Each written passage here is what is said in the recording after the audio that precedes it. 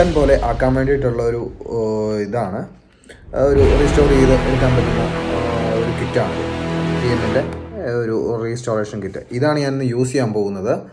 അപ്പോൾ ഇത് തന്നെ വേണമെന്നൊന്നുമില്ല. ഇതിനകത്ത് എന്താ ഇൻക്ലൂഡ് ആയിരിക്കുന്നതെന്ന് പറഞ്ഞാൽ ഡിഫറെൻറ്റ് ടൈപ്സ് ഓഫ് സാൻഡിങ് പേപ്പേഴ്സും കാര്യങ്ങളൊക്കെയാണ്.